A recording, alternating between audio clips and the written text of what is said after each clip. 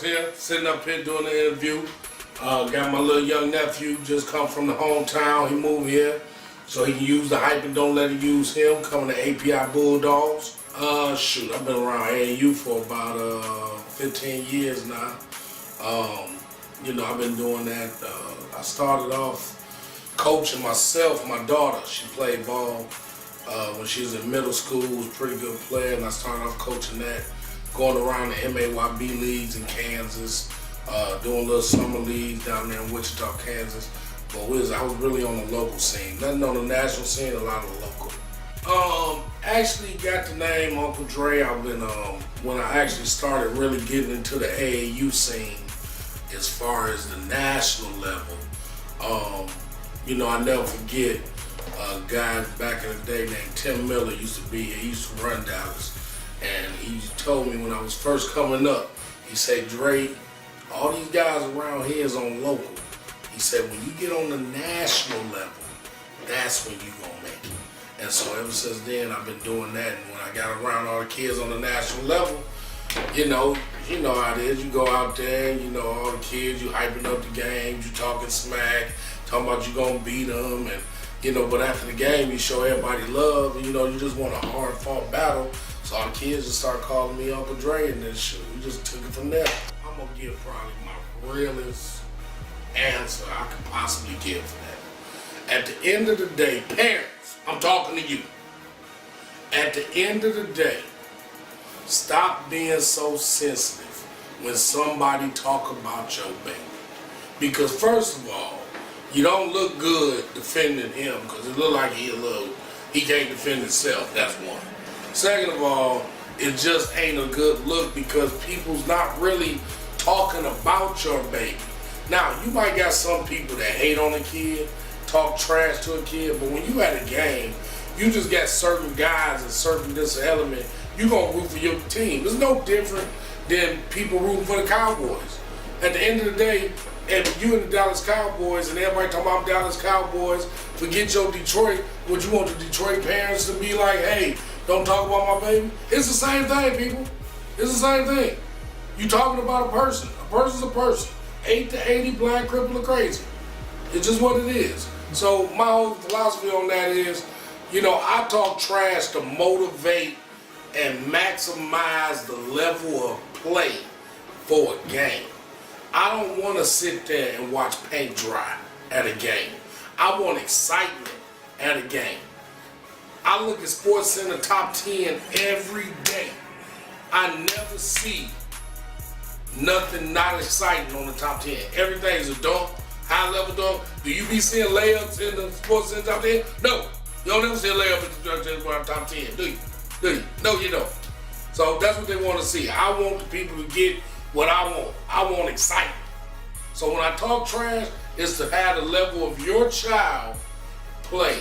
But best believe me, at the end of the day, I'm going to help your child more than anybody that can ever help your child because of the fact that I really care about your child.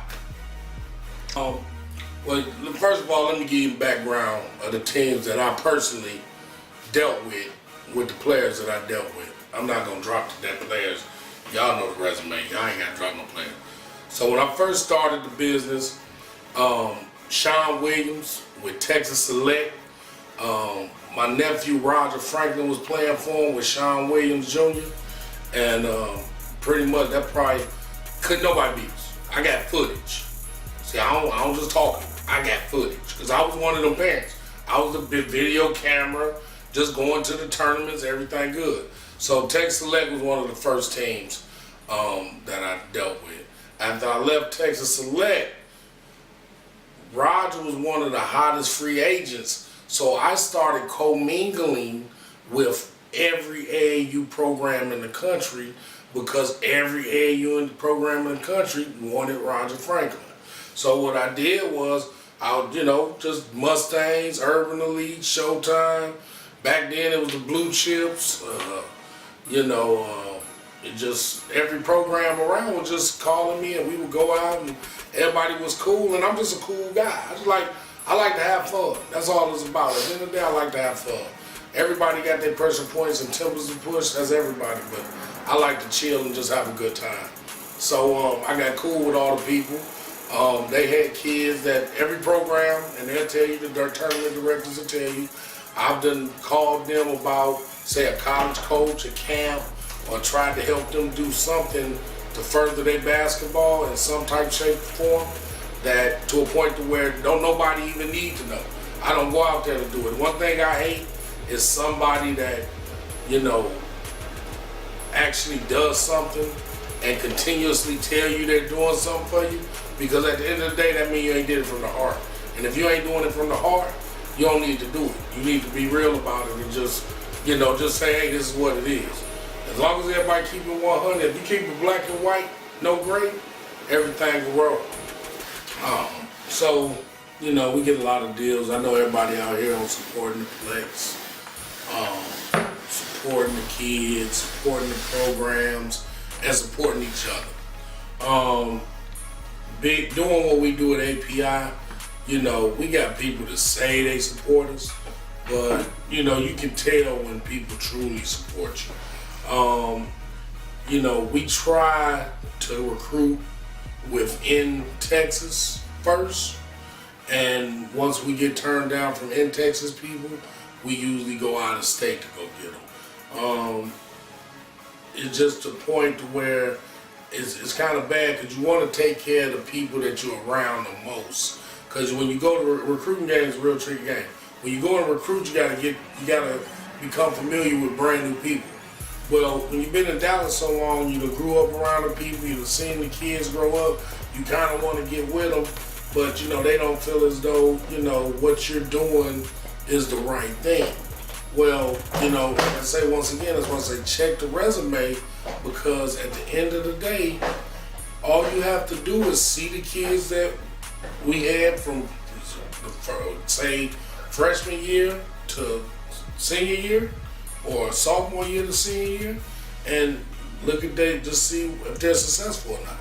And I mean, anybody, I wish guys, everybody always claim kids. They always claim kids. But I'm not talking about the Emmanuel Mudiay's and Isaiah Austins and the Jordan Mickeys and the Kavar Shepherds and the Elijah Thomas and all them big dudes. And, I'm talking about the guys don't nobody know their name. Guys that you probably see every day and didn't even know they played with us. Them the guys I'm looking at. I'm looking at the Sadiel Rojas's. Anybody go look that kid up. Out of Wichita, Kansas. Nobody gave him a chance. Duncanville High School had him on his JV team when Roger and Sean went there. Kid leaves, go to Grace Prep, go to the finals of the state championship. Every year he was there. Go to Oklahoma Wesley, NAIA school, win the national championship. He on every record book NAIA got at Oklahoma Wesley. Went to the Mad Ass D-League, won the championship there. Now he overseas winning championships over there in Spain. So at the end of the day, the heart of a guy, you ain't gonna, that was one kid I seen that everybody kept saying how good he wasn't. And everybody in that class, in that he was an 08 kid. He was in Willie Warren them class. So you look at all the kids in that class that was on the national stage that everybody was saying that he wasn't good as, look at his life and look how they rolling, and it'll shock you. It'll really shock you. This is totally opposite. I gotta address the Amber Alert. First of all, I'm no longer using the phrase Amber Alert due to the seriousness of a true Amber Alert. It's a travesty. The beginning of the Amber Alert actually started with me and Glenn Smith with MetroplexHoops.com. Shout out to Glenn Smith, my boy BJ, been in the game, grinding for a long time. The Amber Alert deal was basically, we was on the phone one day and we were just hearing about so many kids switching AAU teams. So we looked up and the first kid was funny because Perry Jones he played for an AAU guy. He was on the team, and I don't know how I did it, but I got him to play for Team Texas. Perry Jones was one of the untouchablest kids anywhere. Couldn't nobody get him to go nowhere. He was stuck on his AU team. So I get him to switch and go to Team Texas, and some people call Glenn Smith and say, hey man, Perry Jones in the airport in the Team Texas uniform. And Glenn called me, he said, man, how you do it? I said, man, I just be happy learning them dudes. So after that, man, it's just history, you know. Actually, that kicked off Perry Jones and his Nike relationship, because he went to the deal and did a deal. That's with Evan Daniels. You know, he was out there doing big write-ups on Perry, and Perry with Boston Celtics now, done blew up, you know. He used the hype. He didn't let the hype use him. Now, as far as the blacklist, the first official school on the blacklist was actually Utah. Back when Jim Boylan was there. I don't know if y'all remember Marshall Henderson. He was playing there. Well, I had a kid on that same team named Jordan Cyphers out of Wichita, Kansas. Jordan was a freshman. They told me he was messing up or whatever. He wasn't ready. He needed a year. So I went with that. Then the next year, Burton got there. Shout out to my boy Burton with Lamar, Brian Burton. He sat up there, one of the hardest working assistants ever. He was sitting there and he was telling me about Jordan. He said, man, Jordan playing pretty good. He doing this, that, and other. I don't know what they talking about.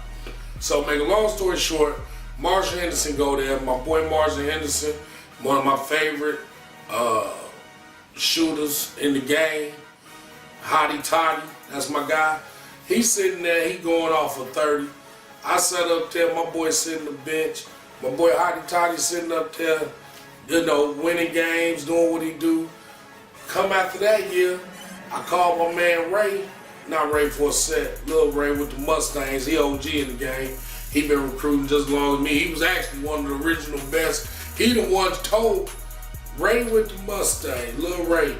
Lil Ray actually showed me how to recruit and take kids in your face, because he was the best at it. He had known the Dennis in them. So the blacklist with Utah, they messed up with my kid, Jordan Cyphers, long story short. And then that year, that's when Marshall Henderson left, Jordan Cyphers, about 5 other kids left the kids. Next thing you know, coach got fired. He coached in the NBA now, so he ain't hurting or nothing. I ain't do nothing to hurt Nathan. He had fired, and then once he got fired, everybody was tripping because Marshall Henderson left. Well, because me and Ray was cool, and I told Ray how they did me, and then Marshall was going through whatever he was going through. You know, Ray hit me up like, well, shoot, Ray, we rolling with you then. So basically, that's how the blacklist formed. You know, it's just a list to basically tell everybody, you know, don't mess over no kids, man, because it's all about. Everybody say they're about the kids, but they're not about the kids. I'm gonna tell you that. It's, you know what, I did an annual when I first started doing it. I used to do an annual, like with that Utah school. Once the coaches were moved, the new coaching staff hadn't done nothing to me. It's not the actual school, it's the personnel they have in place. Yeah, AU media trainer and media and parents gets on the blacklist. We can talk to get you off the blacklist. It's different levels of the blacklist that you can be on. You can be on a what's up blacklist call where I speak to you gradually. You can be a no, I'm not messing with you at all blacklist. Don't call, block your number blacklist client. Or you can be a blacklist client to where it's like, hey man, you know, I apologize. I know I messed up. It was all on me, and you know your wrongs. But see, this is the key to the blacklist. When I put you on the blacklist, 9 times out of 10, you ain't gonna know what you did. And I do that for this reason. Because I don't want you to know what you did when I find out what you did. Because I'm not gonna put you on the blacklist until it's proven evidence. It ain't gonna be no